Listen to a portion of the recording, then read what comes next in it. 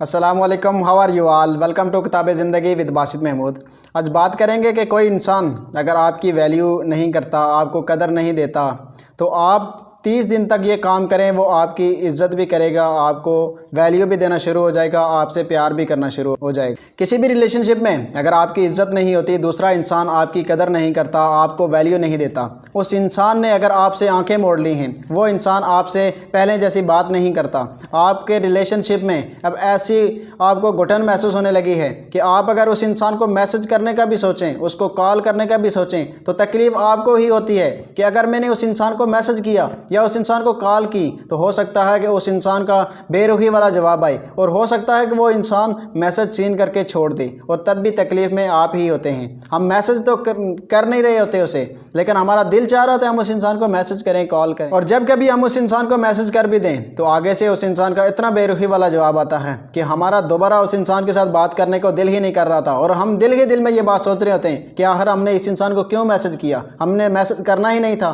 वो इंसान हमें इसलिए इस तरह से ट्रीट कर रहा होता है क्योंकि हम हर वक्त उसको अवेल रहे हैं, हम हर वक्त उसके पीछे रहे हैं, हम हर वक्त उसकी मिन्नतें करते रहे हैं, उससे माफ़ियाँ मांगते रहे हैं। गलती उस इंसान की भी हुई होगी तो हमने रिश्ता बचाने के लिए उससे सॉरी की होगी, हमने अपनी तरफ से हर मुमकिन कोशिश कर ली कि यार ये रिश्ता हमारा बचा रहे, लेकिन उस इंसान ने कोई पॉजिटिव रिस्पॉन्स नहीं दिया। वो इंसान, उस इंसान के सामने हमारी वैल्यू गिरती रही, हमारी इज्जत गिरती रही, और हम अपने इमोशंस पर कंट्रोल नहीं कर पाते। और जब हम अपने इमोशंस पर कंट्रोल नहीं कर पा रहे होते तो दूसरे इंसान को हम अपनी बाउंड्री में भी दाखला दे देते हैं और हम उसकी बाउंड्री भी क्रॉस कर जाते हैं, जिसकी वजह से हमारी सेल्फ रिस्पेक्ट उस इंसान के सामने गिर जाती है, क्योंकि हमने उस इंसान की मिन्नतें की होती हैं, हमने उस इंसान से भीख मांगी होती है प्यार की, हमने उस इंसान से तवज्जो की भीख मांगी होती है, हमने उस इंसान से प्यार की भीख मांगी होती है। हमें ये चीज़ समझ ही नहीं आ रही होती, हम सोच रहे होते कि हम उस इंसान को ऐसी बातें करेंगे, और हम ये सब इसलिए कर रहे होते हैं क्योंकि हमारे दिल में उसके लिए बहुत ज़्यादा फीलिंग्स होती हैं, हमारे दिल में उसके लिए बहुत ज़्यादा अटैचमेंट पैदा हो जाती है, और उस इंसान को हमारी फीलिंग्स के कोई वास्ता ही नहीं होता, उस इंसान को हमारे तड़पने से, हमारे रोने से, हमारे प्यार से कोई फ़र्क नहीं पड़ रहा होता।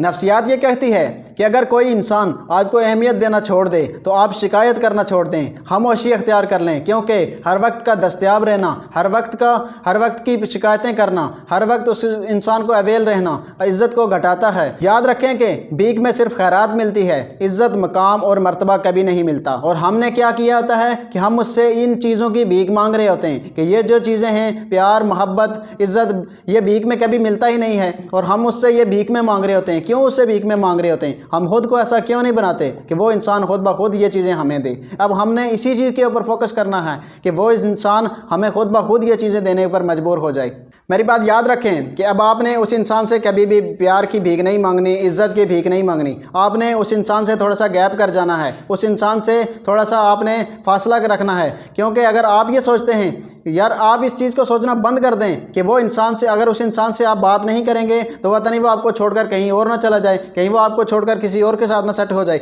अगर वो इंसान ऐसा करता है तो डेफिनेटली वो इंसान आपका था ही नहीं। अगर उस इंसान को आपकी कमी परेशानी नहीं करती, रुलाती ही नहीं, तो वो इंसान आपका था कैसे? क्योंकि आपके पास अगर वो मौजूद है और वो इंसान आपके साथ रहता है तो उसको आपकी कमी फील होनी चाहिए। अगर आपके साथ सच्चा है तो वो आपकी कमी फील करके आपसे पूछे कि यार आप क्यों बदल रहे हो, क्यों दूर जा रहे हो। लेकिन अगर उस इंसान को ऐसा फील ही नहीं होता तो आप अपने मुंह पर ठंडा पानी डाल के होश में आ जाएं कि वो इंसान वाकई आपके साथ मुखलिस नहीं था, आप ही अपना रिश्ता एक तरफा निभा रहे थे। और अगर आपको ये बात भी समझ नहीं आती तो आप खुद इस चीज़ का अंदाज़ा लगा सकते हैं कि वो इंसान आपको पहले क्यों वैल्यू देता था, क्यों आपकी पहले इज्जत करता था, क्योंकि आप अपनी लाइफ जीते थे, आप अपनी लाइफ पर फोकस करते थे, आप अपनी लाइफ में ग्रोथ कर रहे थे। आपने वो सारी चीज़ें रोककर आपने सिर्फ एक इंसान को अपनी ज़िंदगी समझ लिया, सिर्फ उसी इंसान को अपनी पूरी ज़िंदगी समझकर अपनी सारी चीज़ें आपने डिस्ट्रॉय कर दी, आपने उसी के ऊपर सब कुछ डिपेंड कर दिया। इस वजह से आपकी वैल्यू ख़त्म हुई, आपकी लाइफ ग्रोथ करना बंद हो गई, और उस इंसान का आप में इंटरेस्ट ख़त्म हुआ, और आपकी उसके सामने वैल्यू ख़त्म हो गई, और आपका रिश्ता जो है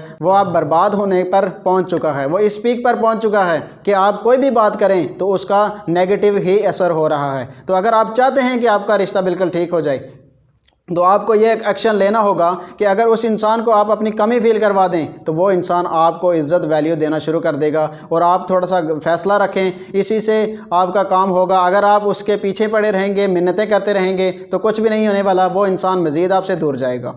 तो उम्मीद करता हूँ आपको मेरी वीडियो पसंद आई होगी, और अगर मेरी वीडियो पसंद आए तो लाइक शेयर एंड कमेंट ज़रूर करें। आखिर में मेरी आप सबके लिए दुआ है कि अल्लाह करीम आपकी मुश्किलात दूर करे। आमीन सुम आमीन। अल्लाह हाफ़िज़।